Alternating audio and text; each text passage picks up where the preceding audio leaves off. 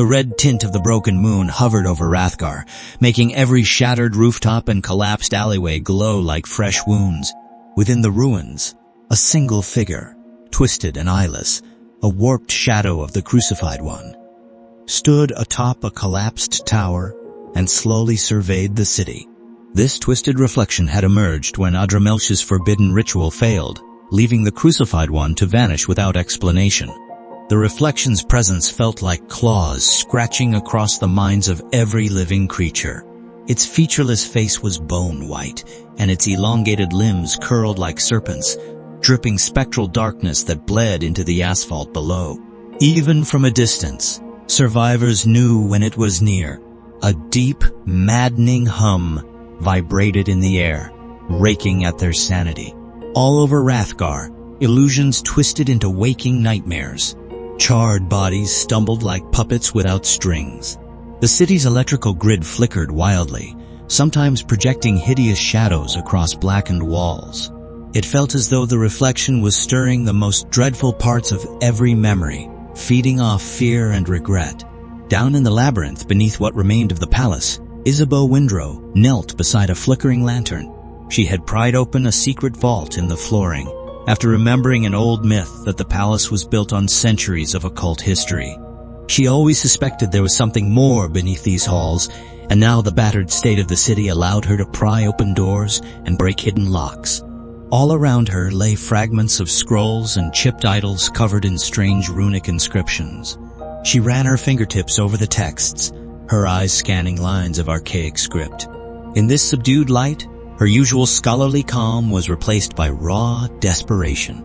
She kept remembering the voice that had whispered to her when the Crucified One first descended, how it had practically echoed inside her skull.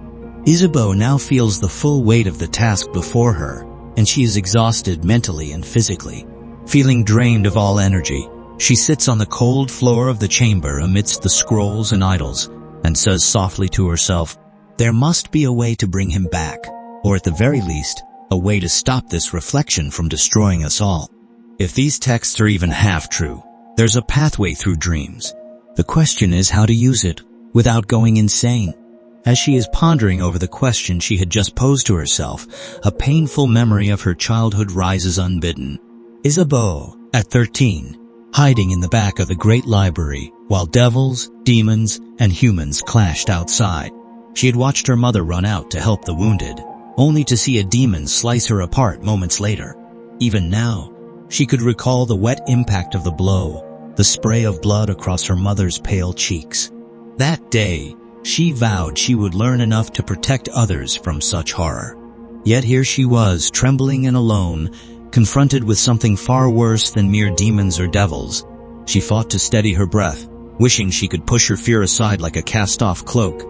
In a makeshift command center near the palace courtyard, Captain Neil Harriden paced while checking on the wounded. He had set up a protective ring of battered vehicles and rubble, anything that could serve as a temporary barrier. Soldiers who hadn't been driven mad or killed in the battle lingered here, eyes wide and haunted. Private Briggs, one of the surviving soldiers, stands shaking uncontrollably, turns to Harriden, and says, "I keep seeing my dead wife. She stands just beyond the rubble, beckoning me. Her eyes, they have no color, Captain. They're just black pits." Harriden looks Briggs in the eye, and in an effort to console him replies back, "It's the reflection's trick. It lures you and tries to break you. Don't listen. Remember, illusions can't kill you unless you let them." Harriden was trying to project confidence, but inside he was crumbling. Ever since he saw the specter of Kendra, his late fiancée, Harriden felt as if a cold hand was steadily tightening around his heart. He couldn't shake the creeping paranoia that maybe, in some twisted way, she was really there, waiting to tear his soul apart. And worse yet, rumors circulated about new monstrosities appearing in the gloom. Half-human, half-fiend shadows prowling the alleyways, seemingly spawned from nightmares. Harriden had lost a dozen soldiers just that morning. Their broken bodies were found with vacant eyes, still locked in expressions of terror. Chancellor Marcellus Grey sat slumped in the husk of his once gleaming office. Windows shattered, floors scorched, the entire building leaning precariously from the recent battles. He cradled his left arm, recalling the old demon scar that had nearly ended his life. The pain was dull now, overshadowed by guilt. Marcellus, in a hushed voice, whispers to himself, so that none present could hear him, "I sold Rathgar's soul to devils, and still we couldn't stop the crucified one from arriving. Now we're stuck with a monster beyond our control." A surviving minister timidly approaches Marcellus, his face ashen and looking lost. "Chancellor, the people are collapsing under the illusions. Some have turned on each other, claiming to see conspiracies or vile apparitions. We can't maintain order." Marcellus looks at his minister and quietly says, "We can't even maintain ourselves." Marcellus pulls himself up, each movement slow and painful. He had to find a reason for Rathgar to endure, though every rational part of him argued there was no escaping an ancient horror that could warp reality at will. Marcellus continues speaking softly to his minister, "Prepare whatever is left of our communication channels. If we can't fight it, maybe we can form a new alliance, or at least a truce." The minister stares at Marcellus, clearly thinking the same thing. Who do we bargain with now, the reflection or the absent crucified one? Across the ruins, Prince Adramelch crawled out from beneath a fallen column. His once pristine robes were torn, dark blood staining the velvet. Fury twisted his elegant features. A spasm of agony tore through him, the aftershock of meddling with cosmic forces he barely understood. He cursed his own arrogance for attempting to siphon power from the twisted reflection. Still, a sly grin surfaced amid the pain. Adramelch, breathing raggedly, reflects quietly to himself, "I almost tasted the essence of a being greater than any devil. If I can harness even a fraction of that power, no demon or mortal would ever defy me again." Limping through the debris, he encounters a pair of lesser devils picking over corpses. They hissed at him, but he raised a trembling hand laced with infernal symbols, and they bowed. Power recognized power. Even wounded, Adramelch commanded respect, or at least fear. Adramelch continues limping through the debris and says to no one but the air, "We'll summon more of our kin. The crucified one may be gone, but his shadow remains. We'll study it, probe its weaknesses, and then, when it's vulnerable, we'll strike." Despite his bravado, he couldn't shake the memory of the reflection's eyeless face turning on him. It had made him feel truly insignificant, like an insect standing before a star. Beneath the battered ramparts, Macroth the Reaper gathered his demon horde, still licking wounds from the previous clash. The monstrous warlord raged through the remains of a courtyard, swinging his colossal blade at phantom shapes that manifested and vanished in the swirling gloom. Macroth defiantly stands roaring and shouting, "Lies, illusions, stand your ground, or I'll carve out your hearts myself." His horned generals trembled at the illusions still dancing in the periphery. Old enemies, long-dead demon rivals, or sometimes hideous parodies of their own kin. If they looked away, the illusions screamed and rushed forward, dissolving at the last second. Macroth, turning to a subordinate, says, "If the crucified one isn't here, then the city is ours for the taking. We shall rampage until every mortal or devil either kneels or dies." But a flicker of dread crosses Macroth's bestial features when he remembers the creeping hum inside his skull. The reflection's presence gnawed at him like a swarm of hungry insects. He hated that he couldn't simply bash it to pieces. Days stretched in slow, torturous hours. Isabeau's search through the secret vault led her to a text describing the rite of reclamation. It hinted at summoning the crucified one back through a dream conduit, forcing him to reclaim the reflection. Doing so might either fuse them back together or spark an even deadlier confrontation. Desperate, Isabeau shared her findings with Chancellor Marcellus and Captain Harriden in a ruined chapel.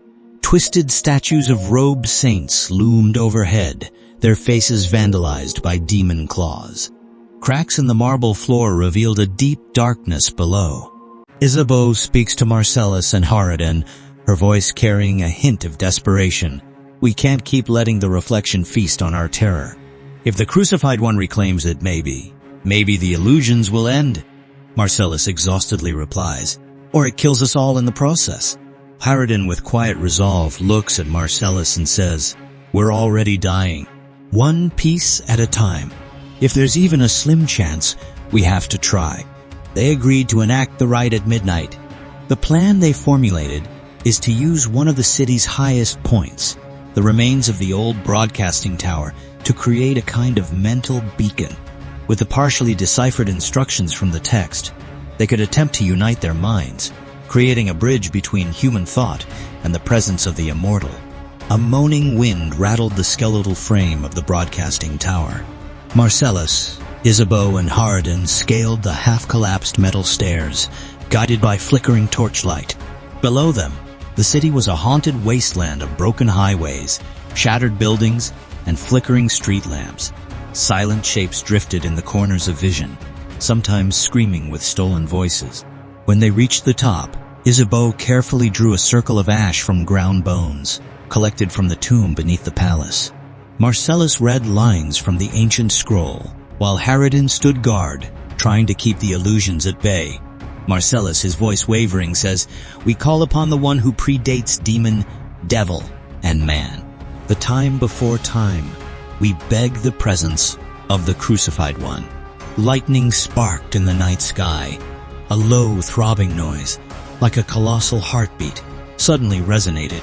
Harriden gasped as he saw intangible forms swirling around them. For a moment, he caught a glimpse of Kendra's face. Kendra, his lost dead love, whispers softly in his ear, "Come with me. It's so peaceful here."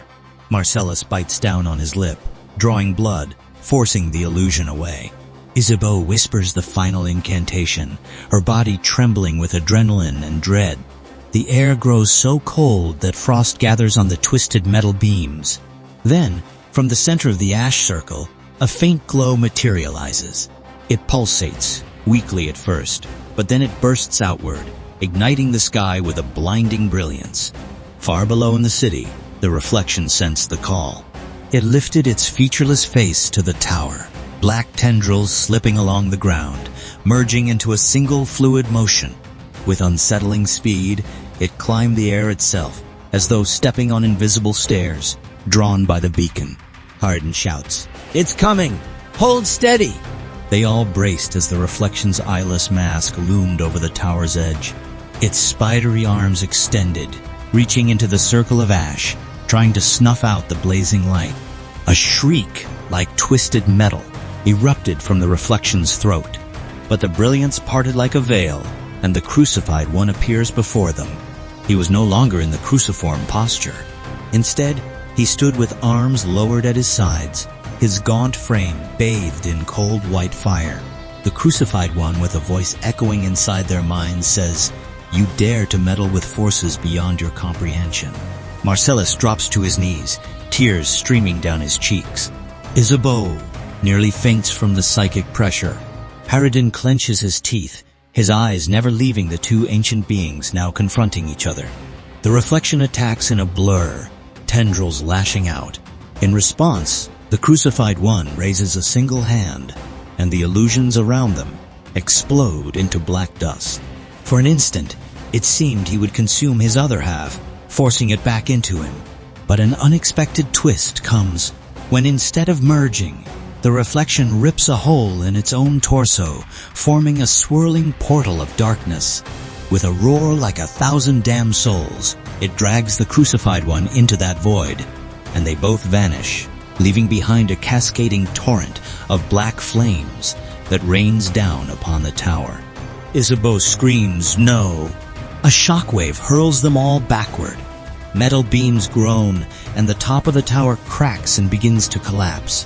Harriden manages to grab Isabeau's arm, yanking her away from a fatal plunge. Marcellus rolls across the platform, gasping in pain.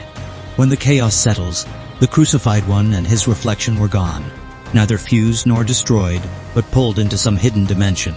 Yet the illusions did not fade entirely. A faint swirl of darkness rippled across the sky, as though the battle now raged in a realm just beyond mortal sight. Stumbling down the ruined stairwell, the three realized the city was quieter, though far from safe. Some illusions had lost their intensity, but flickers of horror remained on every street corner. They could still hear distant shrieks and the maddening hum that signaled the reflection's lasting influence. As dawn broke, cold and gray, an eerie stillness had settled over Rathgar. People emerged cautiously from broken buildings. Demons and devils eyed each other with uncertainty, not sure whether to resume slaughter or wait for a new threat.